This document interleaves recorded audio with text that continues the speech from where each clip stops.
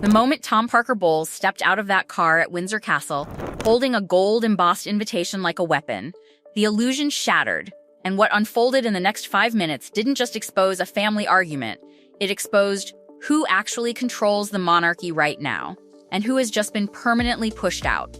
This wasn't supposed to be that kind of night. The biggest charity gala of the year at Windsor Castle was designed as a carefully constructed image unity, elegance, stability. King Charles moved through the room looking visibly tired but composed, performing his role with practiced warmth. Prince William wasn't just attending, he was orchestrating handling donors, directing movement, quietly managing the operational pulse of the entire evening. That detail matters, because it shows who was already in control before anything went wrong. And then, at the exact moment everything seemed perfectly balanced, a car arrived at the main gate, carrying a disruption that had clearly been planned long before it appeared. Tom Parker Bowles didn't arrive uncertain. He arrived confident, carrying a gold-embossed invitation and the kind of certainty that only comes from believing the system will bend for you. He walked straight to security, announced himself as Queen Camilla's son, invoked King Charles's name, and expected the gates to open without resistance. That expectation alone reveals the deeper assumption he believed proximity to Camilla meant access to power. But the system he walked into wasn't the one he thought existed. Because when the guards checked the final guest list, the version personally approved by Prince William just hours earlier, his name wasn't there. Not misprinted. Not delayed. Completely absent. That absence wasn't a mistake. It was a decision. And the moment the security commander calmly told him he was not invited, the entire situation flipped. Tom Parker Bowles didn't step back, he escalated. His voice rose, the invitation was waved like proof of entitlement, and the tone shifted from expectation to confrontation. He demanded recognition. He threatened consequences. He tried to force the system to acknowledge him publicly, but the guards didn't react emotionally, because they weren't improvising. They were following instructions that had already anticipated this exact scenario, direct orders from Prince William about what to do if Tom Parker Bowles ever appeared uninvited. Which means this moment wasn't spontaneous. It was predicted. Inside the gala, everything still looked perfect. But then, William's phone vibrated. One call. One interruption. And suddenly, the performance ended for him. He stepped aside, listened, and something shifted instantly. The details matter here, his jaw tightening, his eyes going cold. This wasn't confusion. It was confirmation of something he already suspected would happen. And his response wasn't hesitation. It was immediate authority. He ordered security not to let Tom Parker Bowles in under any circumstances and made it clear he would handle it himself. Before moving, he glanced at King Charles, still unaware, still performing diplomacy. And in that brief moment, a silent power divide appeared. Charles was maintaining the image. William was controlling the reality, and William chose action. Because this wasn't just about one guest. It was about a boundary that had already been tested weeks earlier. A private meeting at Clarence House had set this entire chain in motion. Camilla had approached William with a proposal simple on the surface, strategic underneath. She wanted Tom Parker Bowles to attend the Windsor Castle charity gala as a family member. She framed it as unity, harmony, recognition, but what she was really asking for was visibility, public positioning that would subtly redefine where her family stood within the monarchy. William didn't negotiate. He shut it down. His reasoning was precise and revealing. If Tom Parker Bowles appeared at a major royal event, the public would interpret it as official recognition. And once that perception existed, it couldn't be reversed. That single appearance would create a precedent one that would blur the line between the Windsor family and the Parker Bowles family. And William made it clear that line would not move.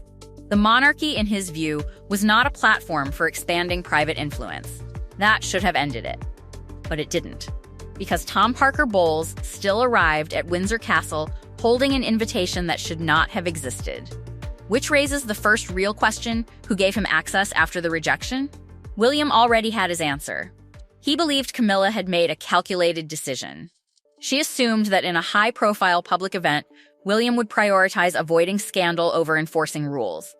She believed the optics would trap him, that he would be forced to quietly allow her son inside rather than risk a visible confrontation.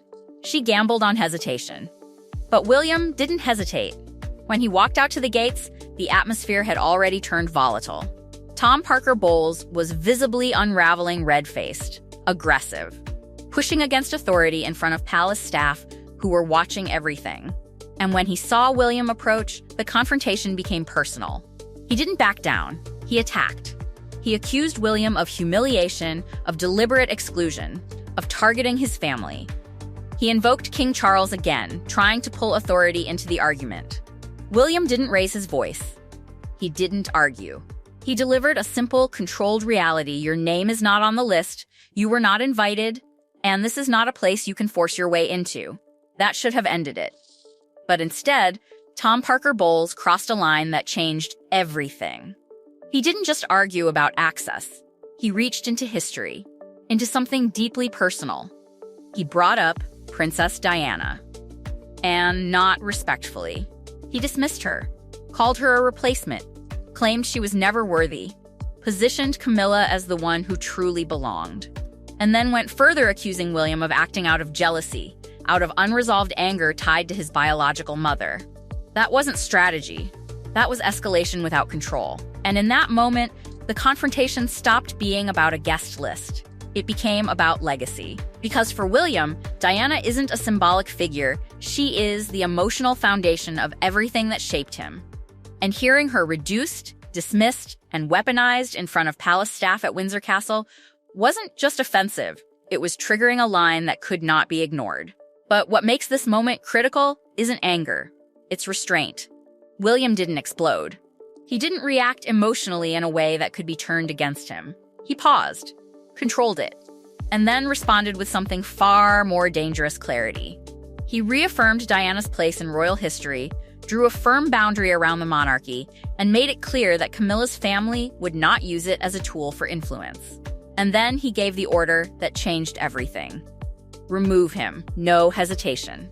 No negotiation. No second chance. Security moved instantly. Tom Parker Bowles was physically escorted away from Windsor Castle, struggling, shouting, threatening consequences as he was removed from the gates like someone who had completely misread his position. And that image, Prince William standing there, watching it happen without stepping back, became the defining moment. Because it sent a message that went far beyond that night.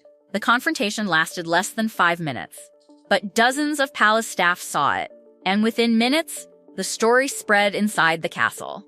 Not through media, not through official channels, through whispers, through shock, through the realization that something had shifted in a way that couldn't be undone. William returned to the gala. The event continued. The image of unity remained intact for now. But something else had already begun. Because humiliation like that doesn't disappear quietly. And later that same night, while the lights of Windsor Castle were still fading and the guests were leaving, something surfaced online. An anonymous post. Fast-moving. Precisely worded. It didn't just report the incident, it reframed it. It painted William as emotional, vengeful, driven by personal resentment tied to Diana. It flipped the narrative completely, turning the one who enforced boundaries into the one who abused power. And the speed of that post wasn't random. It felt prepared.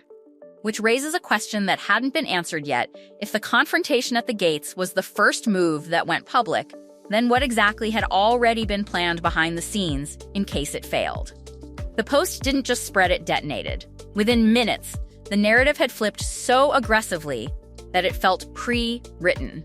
As if someone had been waiting for the exact moment Tom Parker Bowles would be removed to unleash a counterattack designed to weaken Prince William's authority before the truth could catch up. It wasn't random outrage, it was targeted framing, and William saw it instantly. Sitting in a temporary office inside Windsor Castle, still carrying the weight of the confrontation. He read every word and understood the real danger. This wasn't about embarrassment anymore. It was about control of the public narrative. Because if that version of events took hold, everything would reverse. The heir to the throne would become the aggressor. The man enforcing boundaries would look unstable. And more importantly, it would create pressure from media, from public opinion. from within the palace itself to soften his stance and quietly allow the very thing he had just stopped. That was the real objective. Not revenge. Reversal. But William didn't react publicly. He didn't deny, didn't defend, didn't explain. He did something far more dangerous, he traced it. That same night, he ordered the royal cybersecurity team and communications advisors to identify the source. Not speculate. Not guess. Prove it. Within 2 hours, the result came back. And it didn't just confirm his suspicion, it exposed something far more serious.